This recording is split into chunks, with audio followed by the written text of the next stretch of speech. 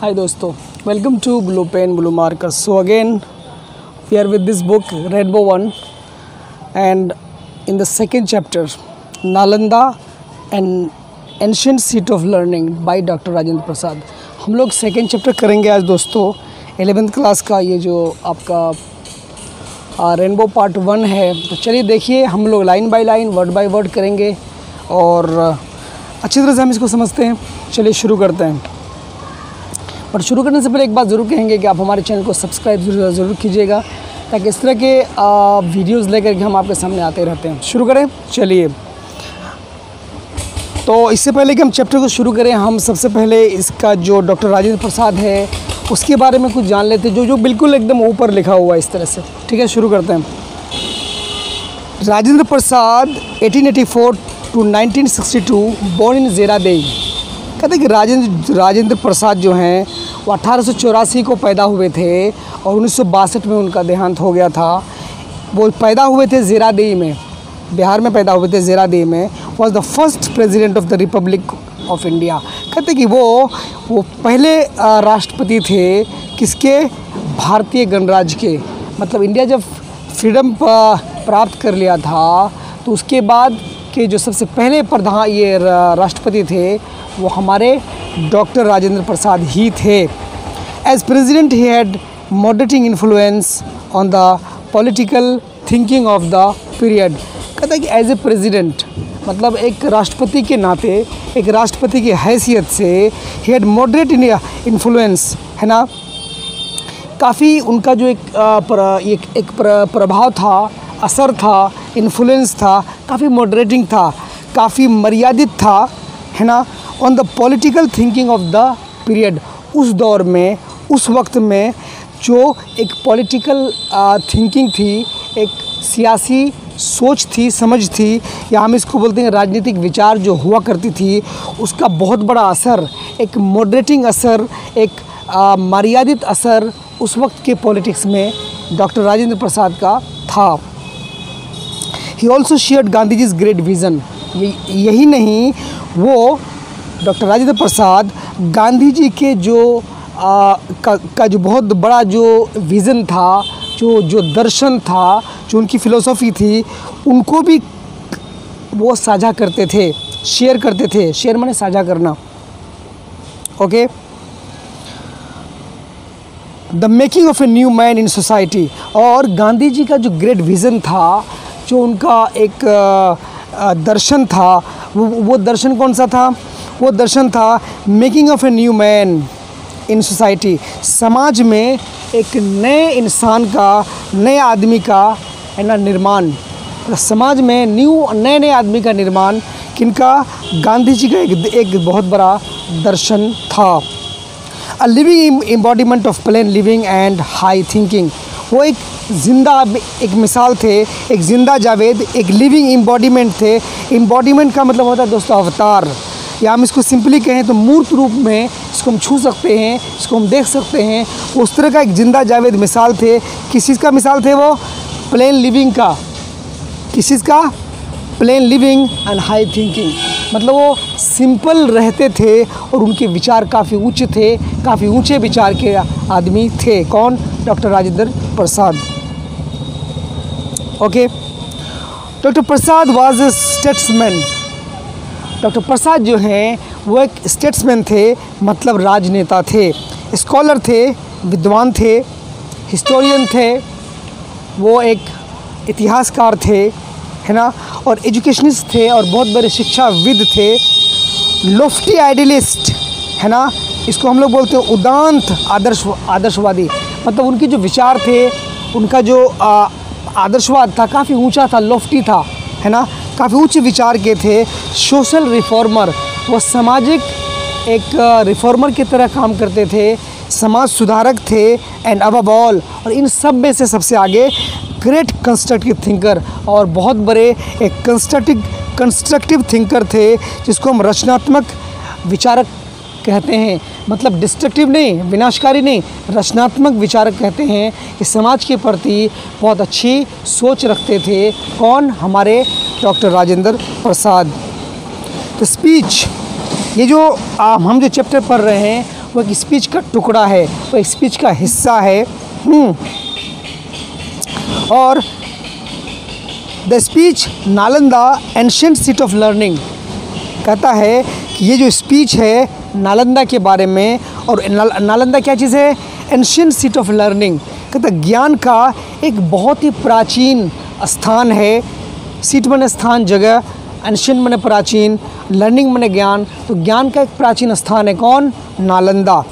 Taken from speeches of president Rajendra Prasad volume 1, ये लिया गया है कहाँ से? राजेंद्र प्रसाद के स्पीचेस से लिया गया है, वॉल्यूम 1 से।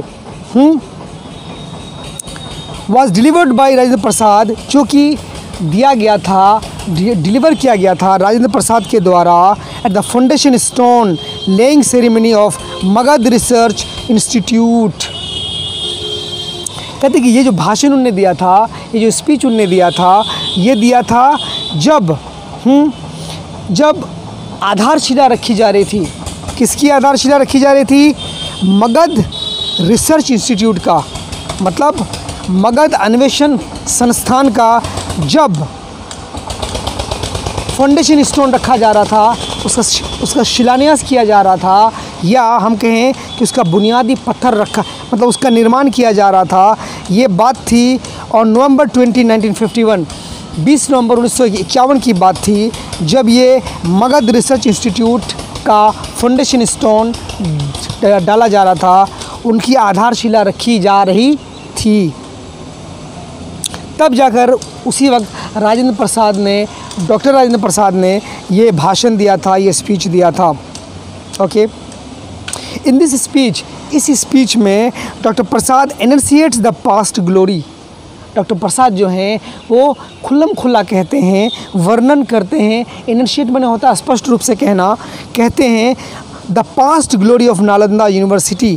कहते हैं कि नालंदा विश्वविद्यालय का जो पुराना जो गौरव था, जो उसका एक गौरवशाली जो पास्ट था, उसके बारे में वो बात कर रहे थे। कौन? Doctor Rajendra Prasad. And pleads for its revival, और वो वकालत करते हैं, वो कहते हैं ज़ोर डालकर कि इसका रिवाइवल होना चाहिए, इसको पुनर्जीवन मिलना चाहिए, इसको दोबारा से बनाया जाना चाहिए। His emphasis on the perfectly harmonious relationship between the Guru and the शिष्या for imparting and receiving of knowledge is of particular interest today. His emphasis, उनका जो जोर है, वो जोर देते हैं ऑन द परफेक्टली हार्मोनियस, पूरी तरह से किस पर जोर देते हैं? पूरी तरह से हार्मोनियस। हार्मोनियस का मतलब होता है दोस्तों मधुर, या हम उसको बोलें समरस संबंध। हार्मोनियस रिलेशनशिप माने समरस संबंध। किसके बीच का समरस संबंध? बिटवीन गुरु एंड शिष्य, टीचर और चेला के बीच, मीन्स गुरु और चेला के बीच, शिष्य के बीच का जो समरस संबंध है, पूर्णतः समरस है, पूर्णतः मधुर है, पूर्णतः रसमय है ना। इसी रिश्ता को वो दोबारा पुनर्जीवित करने के बारे में जोर डाल रहे थे। कौन? Doctor Rajendra Prasad. For imparting and receiving, impart माने होता है देना, रिसीव माने लेना। तो एजुकेशन कौन देगा? गुरु, और लेगा कौन? शिष्य। तो दोनों के बारे में बोल रहे हैं। Of knowledge is particular interest today, उनका जो ज्ञान है, ज्ञान का देना और ज्ञान का प्राप्त करना, ये दोनों आज के दिन में एक काफ़ी एक पर्टिकुलर इंटरेस्ट रखता है। कौन कह रहे हैं? डॉक्टर राजेंद्र प्रसाद। क्लियर है दोस्तों? चलिए अब हम बात करते हैं, कुछ क्वेश्चंस दिए हुए हैं, इसमें हम लोग देख लेते हैं। Work in small groups and answer this questions orally. आपको ओरली, वर्बली, ज़ुबानी तौर पर ये जो क्वेश्चंस हैं इनका आंसर देना है। तो पहला question, who was doctor Rajendra Prasad. ये राजेंद्र प्रसाद कौन थे? कौन नहीं जानता भाई? Rajendra Prasad was the first president of free India. Simple है। Who was born in Zeradei, Bihar. चलिए सेकेंड क्वेश्चन बोल रहा है, when and where was he born. तो doctor Rajendra Prasad was born in 1884 in Zeradei, Bihar. Clear? What is, third question की बात करें, what is his contribution to the nation. कहते हैं कि उसका कंट्रीब्यूशन क्या है, उनने हमारे देश को क्या दिया, क्या कंट्रीब्यूट किया, ठीक है, उनके योगदान क्या हैं। तो भाई साहब हम इसको इस तरह लिख सकते हैं, his contributions to the nation are many, बहुत सारे हैं। क्या क्या हैं? He served the country as a historian, scholar, है ना, थिंकर, हमको इसको बोलेंगे constructive thinker, educationist, an idealist and a social reformer. इसको आप लिख सकते हैं, स्क्रीन पे भी आपका आ जाएगा। चलिए लास्ट क्वेश्चन बोल रहा है, where is Nalanda, what was it famous for in the past. कहता है नालंदा कहाँ पर है, कहाँ है? Nalanda is a district in Bihar, Bihar में है। What was it famous for in the past, कहता है कि पास्ट में ये किस चीज़ के लिए फेमस था। तो पास्ट के लिए, पास्ट में Nalanda was famous for in the past, Nalanda was famous for its learning and education. It has a large impact on the students and the people of Asian region, है ना। इस रीजन में, Asian region में इसका बहुत बड़ा महत्वपूर्ण क्या था, बहुत ही बड़ा है ना इंटरेस्ट था। चलिए अब हम लाइन बाय लाइन शुरू करते हैं इस पूरे चैप्टर को। आप देखिए लाइन बाय लाइन, अगर परेशानी हो तो आप हमें कमेंट करके ज़रूर बताइएगा। चलिए पहला पैरा बोलता है, we have gathered here in Nalanda. क्योंकि ये एक स्पीच है, डॉक्टर राजेंद्र प्रसाद एक स्पीच दे रहे हैं, तो वो स्पीच में कह रहे हैं कि we have gathered in here in Nalanda, हम लोग आज यहाँ नालंदा में जमा हुए हैं। गैदर मैंने जमा होना, वी हैव गैदर्ड, हम लोग जमा हुए हैं नालंदा में, यहाँ द रिनाउंड एंशियंट यूनिवर्सिटी। वो रिनाउंड मैंने होता है दोस्तों प्रसिद्ध, वो जो प्रसिद्ध एंशियंट यूनिवर्सिटी है, एक प्राचीन विश्वविद्यालय है ना, एक विश्वविद्यालय का शहर है कौन? नालंदा। ये हमारा कब की बात है? ये वो भाषण दे रहे हैं, और ये भाषण देने का जो टाइम था ये था मेरे दोस्तों नवंबर 20, 1951 की बात है। तो तब वो बता रहे हैं कि नालंदा का जो प्राचीन जो इतिहास था बहुत ही अच्छा रहा है, बहुत ही गौरवशाली रहा है।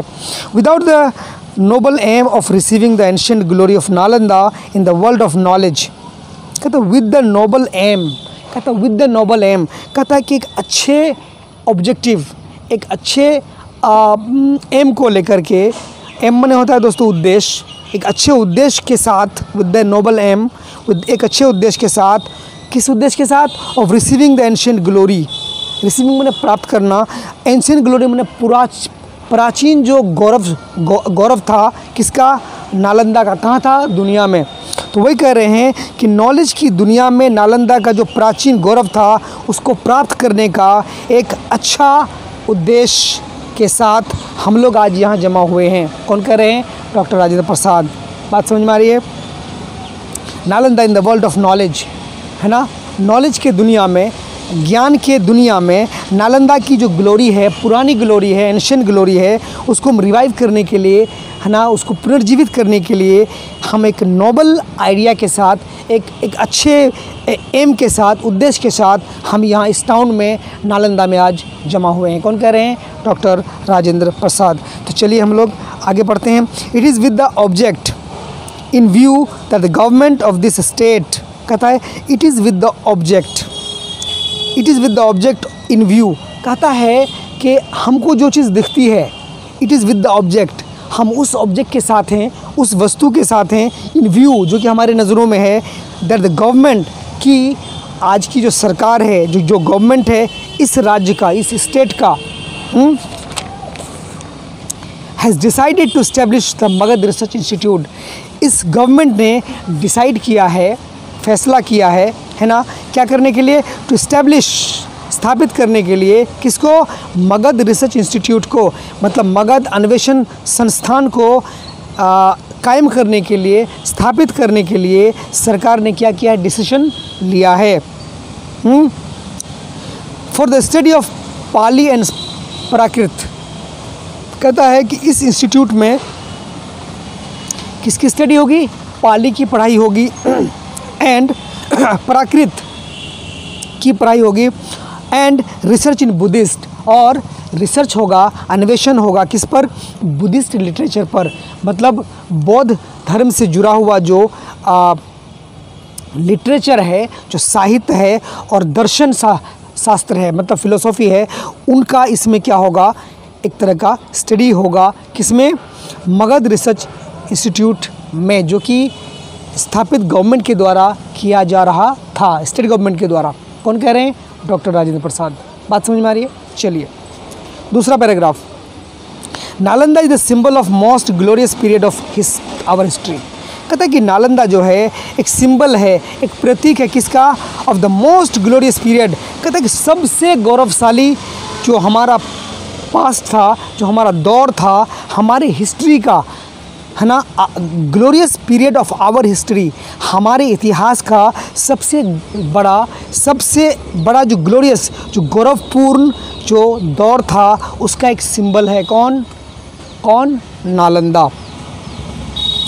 For not only did the quest for knowledge, कहता है कि सिर्फ क्वेस्ट ऑफ नॉलेज, कहता है कि सिर्फ ज्ञान की खोज के लिए नहीं, है ना, blossom here into its finest shape. कहता है for not only did the quest for knowledge blossom, कहता सिर्फ ज्ञान का की जो तलाश है, की जो खोज है, सिर्फ उसका फलना फूलना यहाँ नहीं होता था। ब्लॉसम में फलना फूलना, उसका फलना फूलना यहाँ नहीं होता था, बल्कि उसको एक अच्छा शेप, अच्छी सूरत, अच्छी शक्ल भी दी जाती थी। मतलब सिर्फ पढ़ाई करके छोड़ा नहीं जाता था, बल्कि उसको पढ़ करके एक अच्छा व्यक्ति जो समाज में एक अच्छा कुछ कर सके, उस लायक उसको बनाया जाता था। ठीक है, बट लेकिन also because it bound together at that time, लेकिन कहता है कि बिकॉज क्योंकि इट बाउंड टुगेदर, ये बांधता है एक साथ, क्या? एट दैट टाइम, उस समय में, the various parts of Asia, ये जो यूनिवर्सिटी है एशिया के भिन्न भिन्न भागों को क्या करता है? एक जगह बांधता है विथ लिंक्स ऑफ नॉलेज। किससे बांधता है? ज्ञान के लिंक से। लिंक माने, है ना, लिंक, ज्ञान का जो लिंक है उससे पूरे एशिया के रीजन को क्या करता है? ये यूनिवर्सिटी, नालंदा यूनिवर्सिटी इसको बांध देता है, बाइंड करता है। ठीक है, there are no national and racial distinction, कहता है कि वहाँ पर कोई राष्ट्रीय या जातीय भेदभाव, डिस्टिंक्शन नहीं है। रेशियल माने जातीय, डिस्टिंक्शन माने भेदभाव। कोई किसी तरह का राष्ट्रीय या जातीय भेदभाव नहीं है। यहाँ बाहर के लोग भी आकर पढ़ते थे, तो यहाँ राष्ट्रीय भिन्नता, भेदभाव ज़रा सी भी नहीं थी। Racial distinction in the realm of knowledge, and this was true Nalanda. और ये सच में ये वही नालंदा था, ये सच्चा वाला नालंदा था। क्यों था? बिकॉज ये जो है इन द रीम ऑफ नॉलेज, कहता है कि ये नॉलेज के, ज्ञान के रीम में, रीम माने होता है दोस्तों फील्ड में, क्षेत्र में, दायरे में, है ना, ये ज्ञान के दायरे में जो नालंदा था, इसमें किसी तरह का, इस जगह में किसी तरह का राष्ट्रीय या जातीय मतभेद या भेदभाव बिल्कुल भी नहीं था। ये पूरे एशिया के भिन्न भिन्न भागों को एक जगह में टुगेदर जो था, ये इसको बांध कर रखा हुआ था। किसने? नालंदा ने। क्लियर है? Okay, the message of Nalanda was heard across the mountains and oceans of Asian mainland। कहता है कि द मैसेज ऑफ नालंदा, क्योंकि नालंदा का जो पैगाम था, नालंदा का जो संदेश था, वाज हर्ड, सुना जाता था, अक्रॉस द माउंटेन्स, पहाड़ों के आर पार, पहाड़ों के इस पार उस पार सुना जाता था, and ocean of Asian mainland, और एशिया जो महाद्वीप है, एशिया जो महादेश है, ये जो कंटिनेंट, mainland बने होता है दोस्तों कंटिनेंट, महादेश, जो एशियन जो महादेश है, इसके जो ओशंस हैं, जो समुद्र हैं, उसके भी आर पार, इस पार उस पार, इसका जो नालंदा का जो मैसेज था वो पहुंच रहा था। मतलब वहाँ के लोग, उधर के लोग, समुद्र पार के लोग, पहाड़ों के उस पार के लोग, मतलब दूर दराज के लोग, दूर दूर देशों से आए हुए लोग यहाँ आकर पढ़ते थे, और यहाँ का मैसेज पूरे दुनिया में फैलता था। एंड फॉर नियरली 6 centuries, और यही कोई लगभग 6 सदियों से it continue to be the centre of Asian consciousness. ये जारी रहा, ये कंटिन्यू रहा, ये बिल्कुल बना रहा, है ना, as the centre of, to be the centre of, एक तरह का केंद्र बना रहा। कैसा केंद्र बना रहा? एशियन कॉन्शसनेस का, मतलब एशिया के जागृति का, जागरूकता का एक केंद्र ये नालंदा बना रहा। बात आपको पकड़ में आ रही है? चलिए, the history of Nalanda dates back to the age of Lord Buddha. कहता है कि नालंदा का जो इतिहास है दोस्तों, वो अगर डेट बैक मैंने पीछे जाएं, पीछे अगर हम जाएं to the age of Lord Buddha, अगर हम लॉर्ड बुद्ध, महात्मा बुद्ध के दौर में जाएं, हम वापस जाएं, है ना, पीछे की तरफ जाएं, एंड लॉर्ड महावीरा और लॉर्ड महावीर की तरफ जाएं, अकॉर्डिंग टू जैन रिकॉर्ड्स, अगर हम जैन धर्म के रिकॉर्ड्स के अनुसार अगर हम बात करें तो लॉर्ड महावीरा मेट आचार्य मंखिला एट नालंदा। कहते हैं कि लॉर्ड जो महावीर हैं उनकी मुलाकात आचार्य मनखिला से नालंदा में ही हुई थी। Lord Mahavira is said to have lived. कहते हैं कि लॉर्ड महावीरा, ऐसा कहा जाता है कि जो लॉर्ड महावीरा हैं वो ऐसा कहा जाता है कि वो नालंदा में 14 साल तक रहे थे। कौन? Lord Mahavira. According to the Sutrakritanga, अगर हम सूत्र कृतंगा के अनुसार देखें तो Leepa, a rich citizen of Nalanda, Leepa नाम है, जो कि एक नालंदा का एक काफ़ी अमीर शहरी था, नागरिक था, वेलकम्ड लॉर्ड बुद्धा, उसने लॉर्ड बुद्धा का, महात्मा बुद्ध का वेलकम किया था, स्वागत किया था, विद हिज एंटायर वेल्थ, पूरे जोश व खरोश के साथ, पूरी दौलत के साथ। उस लीपा के पास, वो जो लीपा नामी आदमी था, उसके पास जो भी वेल्थ था, दौलत था, पोजीशन था, जो भी उसके अधिकार में था, जो भी उसकी मिल्कियत में था, सारे का सारा वो लॉर्ड बुद्धा के स्वागत में बिल्कुल निछावर कर दिया, सामने उसके रख दिया, एंड बिकेम हिज डिसाइपल। और ये लीपा महात्मा गौतम बुद्ध का एक चेला बन गया, एक डिसाइपल बन गया। आपको बात पकड़ में आ रही है? चलिए, अकॉर्डिंग टू लामा तारानाथ, कहते कि अगर हम लामा तारानाथ की बात करें, उनके अनुसार, है ना, the learned historian of Tibet, कहता कि जो तिब्बत है, तिब्बत का जो सबसे लर्निड जो इतिहासकार है, सबसे काबिल, लर्निड बने काबिल, काबिल बने काफ़ी विद्वान जो इतिहासकार था, Nalanda was the birth place of Sariputra. कहता है कि अगर हम तिब्बत के किसी लर्निड, विद्वान या काफ़ी काबिल हिस्टोरियन की बात करें तो वो कह रहा है कि Nalanda was the birth place, और सरीपुत्रा का एक क्या था, वो जन्म स्थान था, जाए पैदाइश था। हुज समाधि survive till the reign of emperor Ashoka, जिसकी समाधि, मतलब सरीपुत्रा की जो समाधि थी वो तब तक थी, कब तक थी?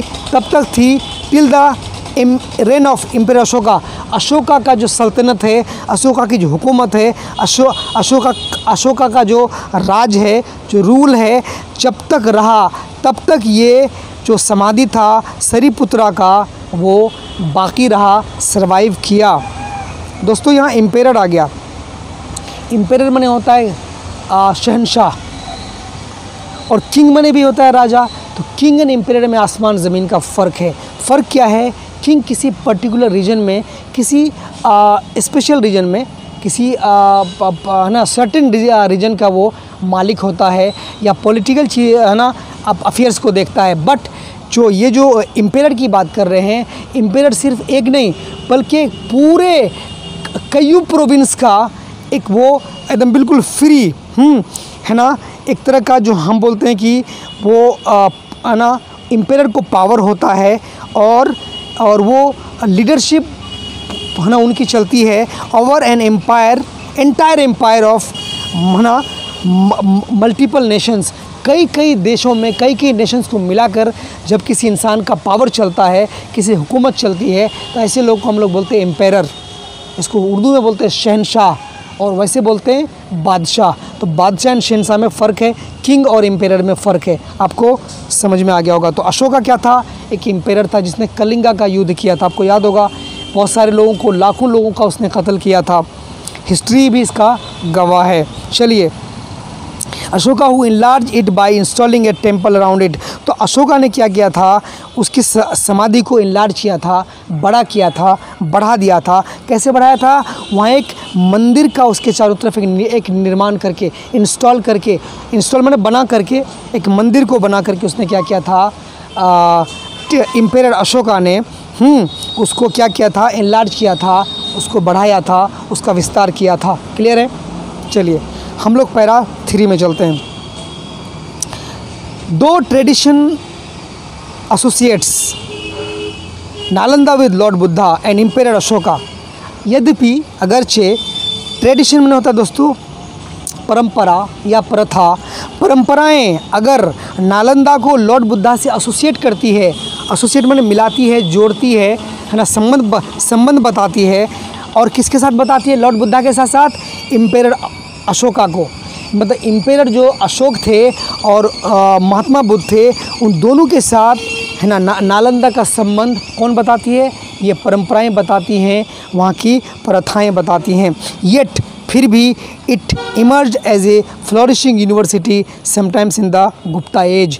फिर भी एक इमर्ज है ना, बिल्कुल निकल कर सामने आना, इमर्ज बने बिल्कुल बाहर निकल कर सामने आना। तो एक फ्लोरिशिंग यूनिवर्सिटी, एक फलता फूलता, एक बहुत ही अच्छा खुशगवार एक विश्वविद्यालय के रूप में ये निकल कर उभर कर सामने आया। इमर्ज बने उभर कर सामने आना। Sometimes in the Gupta age, कुछ काल में जब गुप्ता वंश यहाँ पे राज कर रहा था बिहार में, जब चंद्रगुप्त मौर्य का या गुप्ता वंश का यहाँ राज था, उस राज में भी ये जो नालंदा था, ये उभर कर एक विश्वविद्यालय के रूप में तब भी सामने आया था। Taranath maintains that both bhikshu Nagarjuna and Aryadeva were associated with Nalanda university. Taranath कहते हैं, मेंटेन करते हैं इस चीज़ को, है ना, कि दोनों भिक्षु नागार्जुना और आर्यदेव, ये दोनों लोग वर एसोसिएटेड, वो लोग संबंधित थे, जुड़े हुए थे विद नालंदा यूनिवर्सिटी, नालंदा विश्वविद्यालय के साथ वो लोग क्या किए थे, वो लोग संबंधित थे, जुड़े हुए थे। एंड सेज फर्दर, और इसके आगे वो कहते हैं दैट आचार्य दिंगनाग जो था विजिटेड नालंदा, उन्हें नालंदा गए थे, वो उन्हें नालंदा को विज़िट किया था। And had a scholarly discussion, और काफ़ी सरगर्म, काफ़ी विद्वतापूर्ण, है ना, सरगर्म उनने को एक डिस्कशन किया था, काफ़ी पुरजोश एक बहस किया था। In the 4th century AD, और 4 सेंचुरी एडी की बात करें, चौथी शताब्दी की बात करें, एडी एनो डोमिनो, या after the death of the Christ. एक होता है BC before Christ, AD after the death of Christ. ठीक है, ये कैलेंडर ईयर है।